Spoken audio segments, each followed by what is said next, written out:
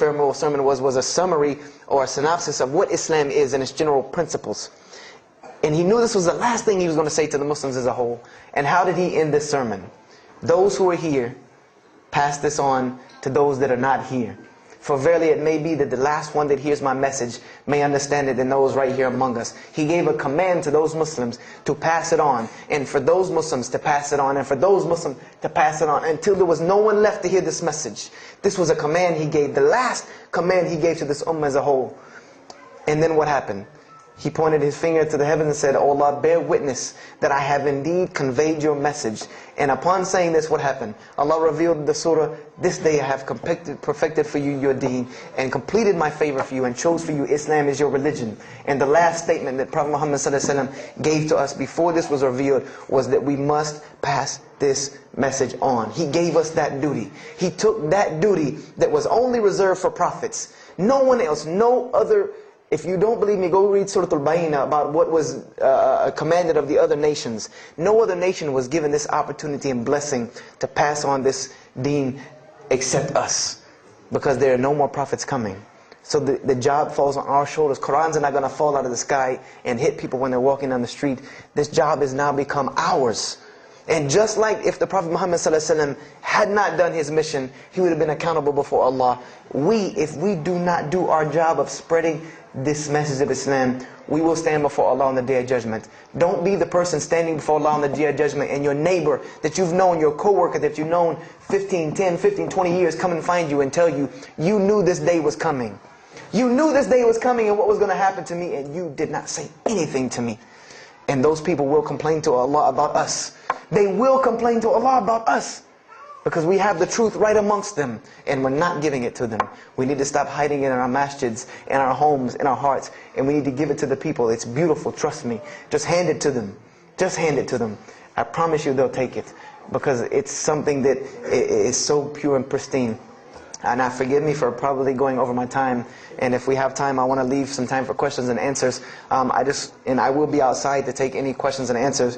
The only last thing I want to announce and let you brothers and sisters know is one of my biggest dawah projects is a DVD project that I do.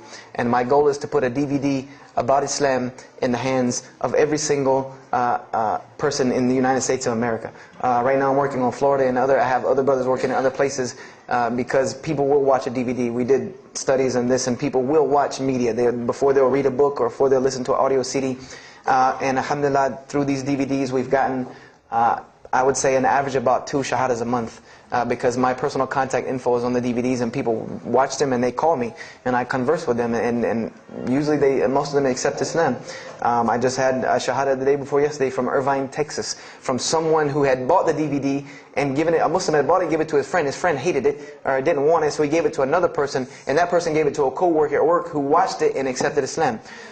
So this is one of my biggest projects. And the way this project works is I make 100 DVDs, and I brought 2 of them with me today, and I'm going to explain what they are. The way this project works is I make 100 DVDs, and 75 of them go out to different dawah arenas. And the other 25 I make available for Muslims to purchase for 2 reasons: so that they can be, so that I can buy another 100 to make, and so that you can share in this ajr along with me. Because when you purchase a DVD that makes another DVD, or you give it to a friend, then you share in this ajr with me. And everyone knows that da'wah is the biggest pyramid system because of the hadith Rasulullah ﷺ, that one who calls to guidance gets the same reward as the one guided, without that reward being lost from him. So I make these DVDs available to the Muslims so that you can put a little effort in da'wah and make another 100 inshallah. So I brought 2 today, and they're outside. One of them is called Islam in the Bible, which is basically what I just told you in a PowerPoint format, so that you could see all these verses that I saw, all these things that I read that allowed me to see the truth of Islam very clearly when I saw it, and I coincide them with the Quran so that you could see them. And there's another one the other one's called The True Gospel of Jesus Christ, where I go through the New Testament. Well, first part I think is an interview about me and my story to Islam, and there's some other Q&As on the other DVDs about nature of God and all these different things.